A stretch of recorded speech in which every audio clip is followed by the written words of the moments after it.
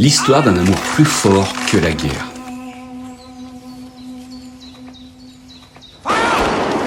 Paris, années 30. Deux âmes marquées par l'exil se rencontrent. Mélinée, orpheline du génocide arménien. Missak, poète et ouvrier engagé. Ils ne savent pas encore, mais leur amour va défier l'histoire. Et toi, tu connais l'histoire de Missak et Mélinée? Mélinée Soukémian naît en 1913 à Constantinople. À 3 ans, elle perd ses parents dans le génocide arménien. Réfugiée en Grèce, puis en France, elle grandit dans un pensionnat arménien. Rebelle et passionnée, elle découvre très jeune le communisme. À Paris, elle devient secrétaire comptable et membre du parti.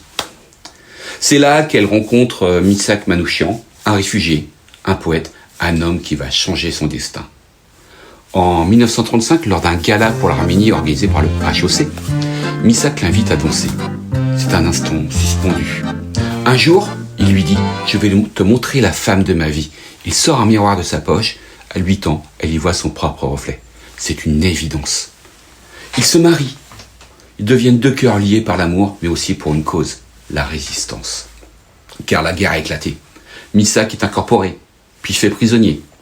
Assigné comme travailleur étranger dans l'usine Gnome et Rhône d'Arnage, dans la Sarthe, il s'évade et entre en résistance, à la tête des FTP-MOI, la main-d'œuvre immigrée. Mélinée devient agent de liaison. Elle repère les cibles, transporte des messages, distribue des journaux clandestins. Ils risquent tout, ensemble. Ils savent que chaque jour peut être le dernier.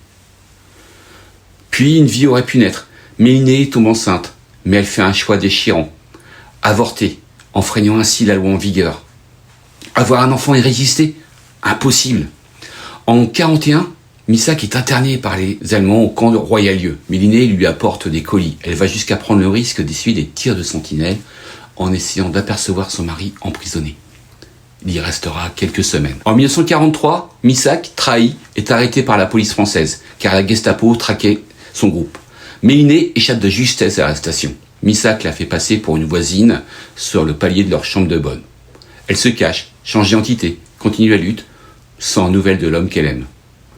Lui devient le visage de l'affiche rouge, cette propagande qu'il représente comme un terroriste. Mais pour Mélinée, il est l'homme de sa vie. Torturé avec ses camarades, aucun ne parlera. Ils sont jugés et condamnés à mort. Le 21 février 1944, à 15h29, Missak est fusillé avec 22 compagnons de lutte devant le fort du Mont Valérien. Mélinée n'en sera pas informée de suite. Ses amis, Aragon et les Aznavourian, la préservent. Mais lorsqu'elle l'apprend, elle s'effondre. Le 21 février 1944, quelques heures avant son exécution, Missak lui écrit « Ma chère Mélinée, ma petite orpheline bien-aimée, dans quelques heures, je ne serai plus de ce monde. On va être fusillé cet après-midi à 15h. Cela m'arrive comme un accident dans ma vie. Je n'y crois pas. Et pourtant, je sais que je ne te verrai plus jamais. Je meurs sans haine, tu vivras. » Elle survit, mais elle ne refera jamais sa vie comme Missak lui avait demandé. À la Libération, elle publie les poèmes de Missak, écrit sa biographie et perpétue sa mémoire jusqu'à sa mort en 1989. 80 ans plus tard, en 2024, Mélinée et Missak entrent au Panthéon, réunis pour l'éternité. Un amour plus fort que la guerre, plus fort que la mort. Voilà, c'était l'histoire d'amour de Missak et Mélinée. Si tu veux en savoir davantage, abonne-toi.